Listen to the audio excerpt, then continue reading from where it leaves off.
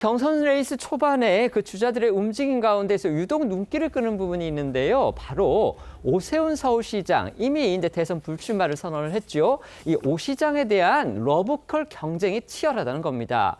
어제와 오늘 이틀 동안요, 1차 경선 진출 후보 8명 가운데서 무려 5명이 오 시장과 만났거나 만날 예정입니다.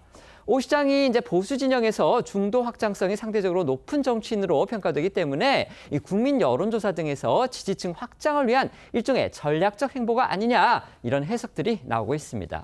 네, 대선 주자들 중 가장 먼저 오세훈 시장과 만남을 가진 것은 홍준표 후보였는데요. 홍 후보는 어제 저녁 오 시장과 1시간 20분에 걸쳐 비공개 만찬 회동을 했습니다. 홍 후보 측은 오 시장의 공약인 약자와의 동행에 대해 심도 있는 논의가 이루어졌다고 했는데요. 홍 후보는 해당 공약을 그대로 받아 실천할 수 있도록 하겠다고 했고, 오 시장은 정책이 담긴 USB 등을 홍 후보에게 건넸다고 합니다. 영상으로 보시죠.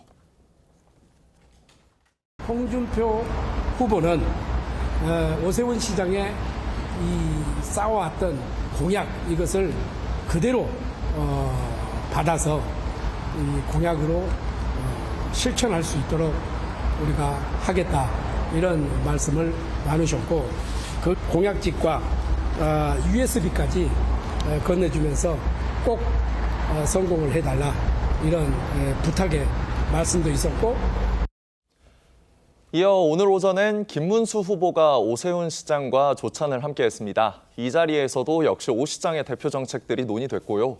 김 후보는 오 시장의 정책을 공약에 반영하겠다고 밝혔고, 오 시장은 김 후보에게도 정책이 담긴 USB를 건넸습니다. 나경원 후보는 오늘 오전 서울시장 집무실을 직접 방문해 오 시장을 만났는데, 나 후보도 오 시장의 약자와의 동행 정책은 어머니의 마음을 강조한 것이기 때문에 자신이 잘할 수 있는 것이라고 강조했고요. 오 시장 저서와 공약집 등도 건네받았습니다.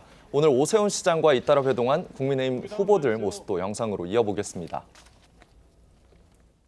약자 동행 정책의 엑기스를 뽑아가지고 다시 설명을 드렸습니다. 보시면 이렇게 메모를 열심히 했어요.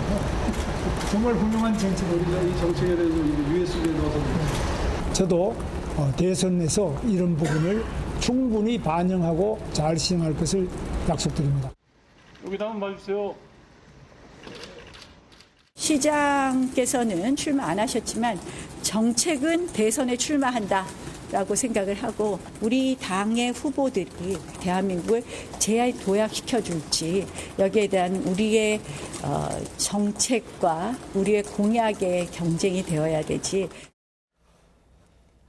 오늘 안철수 후보도 점심 식사를 오 시장과 함께 했습니다. 어떤 얘기들이 나왔는지 등 보다 이제 자세히 알려지면 저희가 전해드리도록 하겠고요.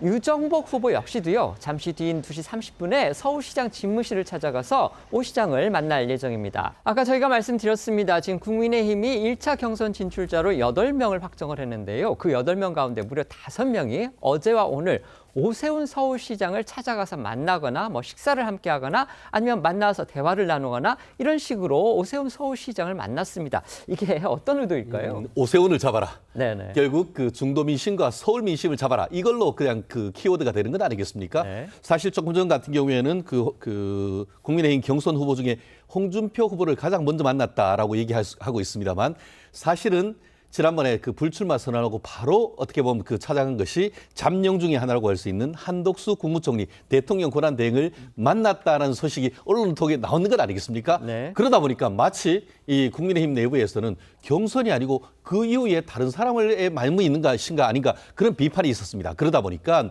이런 상황 속에서 지금 그 오세훈 시장님 같은 경우에도 좀 더 그 현재의 당에 어쩜 보면은 신경을 쓰는 모습을 보여야 되는 것도 있고, 더불어서 각 후보들마다 오세훈 시장으로 대표가 되는 중도 그리고 서울 민심을 잡아야 되는 그런 필요성이 이렇게 합치되다 보니까 홍준표, 나경원, 김문수, 아까 얘기하셨던 안철수 후보님이라든가 유정복 후보님까지 한 분 한 분 만나는 것 같은데, 국민의힘으로서는 어쨌든 이번 경선의 흥행 카드, 최대 흥행 카드가 오세훈 후보님이셨는데 약간 맥이 빠지는 점이 있었습니다만, 이렇게 한 분 한 분 만남으로써 그 자체로서도 어떻게 보면은 경선 흥행의 나름대로의 요소이기 때문에 이런 부분이 최종적으로 갔을 때 이 그 오세훈 후보님의 어떤 생각이 어느 쪽으로 가실지, 그것도 이번 경선의 하나의 관전 포인트가 되는 것 같습니다. 네, 오세훈 시장으로 하겠습니다. 하겠습니다. 네, 말씀해 주십시오. 저는 뭐 이런 행보 자체가 정치적으로 얼마나 큰 파장을 낳을 수 있을까에 대해서 조금은 좀 회의적인 생각을 갖고 있습니다. 무엇보다도 오세훈 시장이 지금 뭐 여러 후보들을 만나고 있지만 어느 누구를 콕 집어서 이야기할 것 같지가 않고요. 그리고 또 하나는 오세훈 시장은 강한 팬덤을 갖고 있지 않기 때문에 오세훈 시장이 어떤 선택을 한다 하더라도 오세훈 시장을 마음속으로 지지했던 지지층들이 따라갈 가능성도 거의 없다. 그렇다고 한다면 나름대로 의미 있는 파장을 내려고 하면 오세훈 시장이 그동안 보여줬던 이 탄핵 국면에서 보여줬던 이야기가 계엄을 반대하고 탄핵은 불가피하다는 그런 인식 자체를 과연 승계하느냐. 그게 따라서 중도표의 표심이 움직이지 않을까라는 생각이 듭니다.